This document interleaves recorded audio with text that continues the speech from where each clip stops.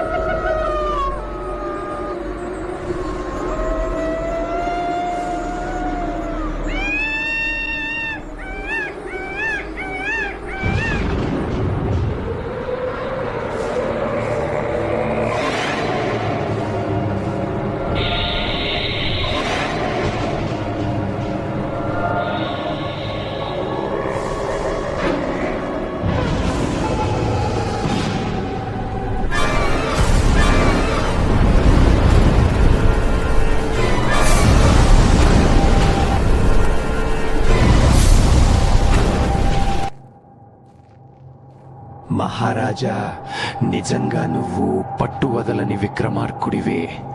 ఇచ్చిన మాట కోసం నువ్వు ఎంతలా కృషి చేస్తున్నావో తెలుస్తూనే ఉంది. అయితే ఇప్పుడు నువ్వు ఈ కథ విను. సునిశ్చిత బ్రాహ్మణులు. పూర్వం ఒక పల్లెటూరులో ధనవంతుడైన బ్రాహ్మణుడు విష్ణుస్వామి అని ఉండేవాడు. అతనికి 3 కుమారులు. పెద్దవాడు ఆహారం విషయంలో అతి జాగ్రత్తగా ఉండేవాడు. రెండోవాడు స్త్రీల విషయంలో అతి సున్నితుడు. మూడోవాడు పడక విషయంలో అతి సునిశ్చితుడు. విష్ణుస్వామి ఒకరోజు యాగం చేయసాగాడు. దానికి అతడు తన పుత్రులను పిలిచి యాగానికి ఒక తాబేలు కావాలి, వెళ్లి తీసుకురమ్మని వాళ్లతో చెప్పాడు. సరే అని వాళ్ళు తాబేలు కోసం వెతకడం మొదలుపెట్టారు. అలా వెతుకుతుండగా వాళ్లకి చెరువుగట్టుపైన ఒక తాబేలు కనిపించింది. ముగ్గురిలో ఒకడు తాబేలును తీసుకోమని మిగతా 2తో అన్నాడు. వాళ్ళు కుదర్దు అన్నారు. తర్వాత ఇంకొకడన్నాడు. వాళ్ళు కుదర్దు అన్నారు. ఆ తర్వాత ఇంకొకడన్నాడు. వాళ్ళు కుదర్దు అన్నారు. అలా ఎవరు తాబేలును తీసుకోకుండా వాళ్లల్లో వాళ్ళే గొడవపడి మహారాజు దగ్గరికి వెళ్లి జరిగిందంత చెప్పారు. జరిగిందంత తెలుసుకుని మహారాజు వాళ్ళని పరీక్షించాలనుకున్నాడు.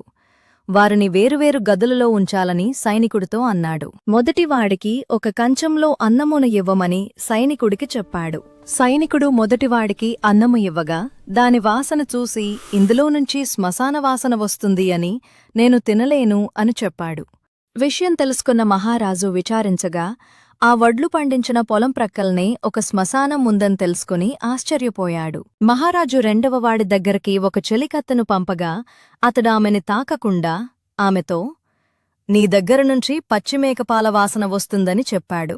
దానితో ఆమె మహారాజు దగ్గరికి వచ్చి జరిగినది చెప్పి తాను చిన్నప్పుడు మేకపాలు తాగి పెరిగానని చెప్పింది. అది విని మహారాజు ఆశ్చర్యపోయాడు. ఏంటిది? ఎలా సాధ్యం? ఇది నేను నమ్మలేను.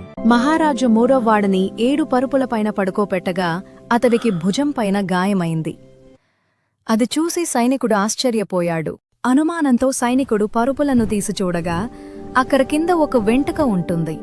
జరిగినదంతా సైనికుడు మహారాజుతో చెప్పగా మళ్లీ ఆశ్చర్యపోయాడు. రాజా, ఇప్పుడు చెప్పు, ఈ ముగ్గురిలో ఎవడు అత్యంత సునిశ్చితుడు? బేతాళ 3వ కుమారుడే. ఎందుకంటే అతనికి భుజంపై ఎరుపు మచ్చ వచ్చింది. అది స్పష్టమైన శారీరక ఆధారం. మిగతా 2 బహుశా విన్న సమాచారం లేదా ఊహ ఆధారంగా చెప్పి ఉండవచ్చు. రాజా, నువ్వు సరైన సమాధానమే చెప్పావు, కాని మన మొదటి నిబంధన ఉల్లంఘించి పెదవి విప్పావు కాబట్టి నేను తిరిగి చెట్టు దగ్గరికి వెళ్ళిపోతున్నాను.